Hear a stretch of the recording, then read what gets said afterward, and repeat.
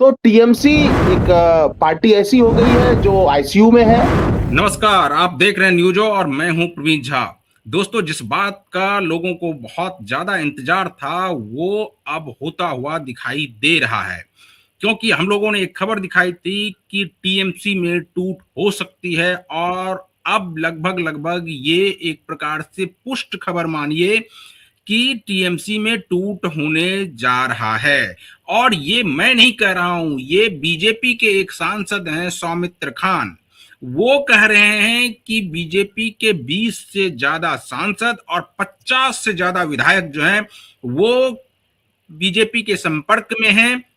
और जैसे ही ये तो बीजेपी के द्वारा उसको डिले किया जा रहा है, देर किया जा रहा है। टीएमसी के तो अधिकांश विधायक और सांसद भारतीय जनता पार्टी में आने के लिए बेताब हैं कि वो कब भारतीय टीएमसी छोड़कर भारतीय जनता पार्टी में शामिल हो जाएं।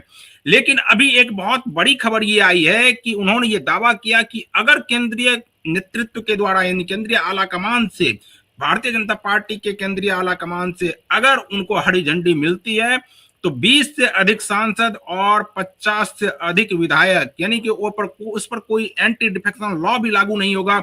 2/3 से ज्यादा विधायक और सांसद टूट करके भारतीय जनता पार्टी में शामिल हो सकते हैं। ये बहुत बड़ी खबर आ रही है बंगाल से। और इस खबर पर ज्यादा जानकारी के लिए इस वक्त हमारे साथ जुड़ चुके हैं वरिष्ठ पत्रकार और राजनीतिक विश्लेषक संजीव प्रियदर्शी। संजीव जी, आपसे जानना चाहेंगे, आप चूंकि बंगाल की राजनीति पर बहुत पैनी नजर रखते हैं, ये क्या हो रहा है? ये हम लोगों ने कुछ दिनों पहले ही कहा था कि टीएमसी में टूट संभव है और अब ये होता हुआ दिखाई दे रहा है।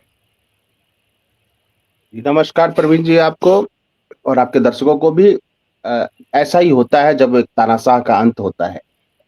और ममता बनर्जी और अभिषेक बनर्जी की एक तानाशाही शासन का अंत हुआ। उनकी पार्टी किसी विचारधारा से जुड़ी नहीं थी। पार्टी सत्ता के तंत्रों का इस्तेमाल करके लूट, कटमनी, कमीशन और तरह तरह की चोरी करके सत्ता में बनी हुई थी और डरा के बनी थी। वो शासन जो है डर का शासन था। और जैसे ही ममता बनर्जी की सत्ता समाप्त हुई वो डर खत्म हो गया। डर बंगाल के लोगों में भी, डर उनके सांसदों और विधायकों में भी, वो सारा खत्म हो गया डर।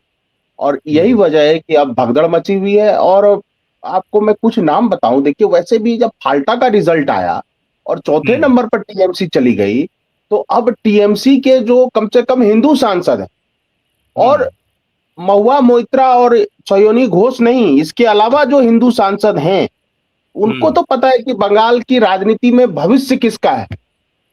और कोई राजनेता, कोई सांसद और कोई विधायक जो है वो चुनाव किस लिए लड़ता है कि आगे भी उसको चुनाव लड़के जीतना है। वो एक टर्म के लिए विधायक बन के खुश नहीं है। तो स्वाभाविक है कि टीएमसी में भगदड़ मचेगी।